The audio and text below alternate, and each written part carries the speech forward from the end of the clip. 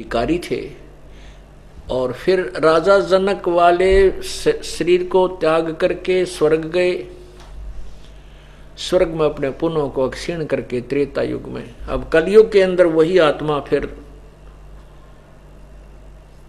श्री नानक जी के रूप में अवतरित हुई।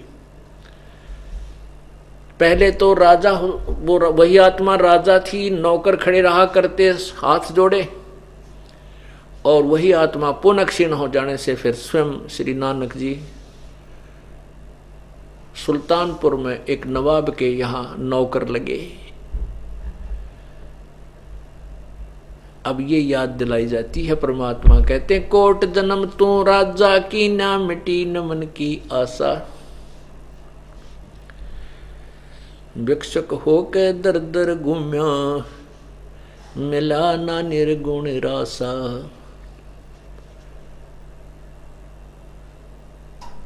आप ऐसे भी साधक रहे हैं कि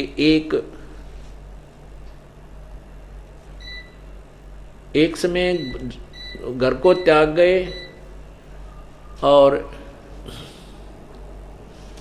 जंगल में जा बैठे। एक बार जाकर नगरी से भिक्षा मांग लाए, जैसी भी रोटियां प्राप्त हुई उन रोटियों को सुखा लिया। एक बार ला करके या तो एक ही बार आहार किया, नहीं 2-3 दिन तक उस सूखे रोटियों को ही सुखा कर भिगो कर पानी में खाते रहते हैं। कई महात्मा ऐसे होते हैं, संत जन, जो परमात्मा की तरफ में घर छोड़ जाते हैं। अब देखो, भगवान की आत्मा को परमात्मा की प्राप्ति की चाह तो जब उसी समय लगी थी जब से इसको पता लगा तू गलत स्थान पर आ गई है। लेकिन काल भगवान ने इसको इतना अज्ञानी बना दिया, इतना अज्ञान भर दिया इसके अंदर कि अपने निज घर का ये स्थान ही भूल गई, वो ज्ञान ही समाप्त कर दिया।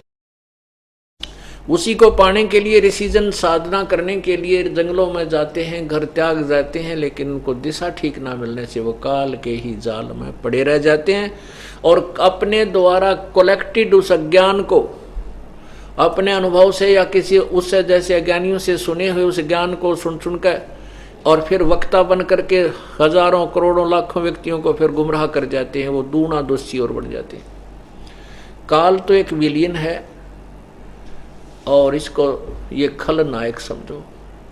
इसने तो हर वो तरीका अपना रखा जिस युग का जीव अज्ञानी बना रहे, और परमात्मा आकर के हमें वो सारे वही ज्ञान देते हैं जिससे ये ज्ञानी बने।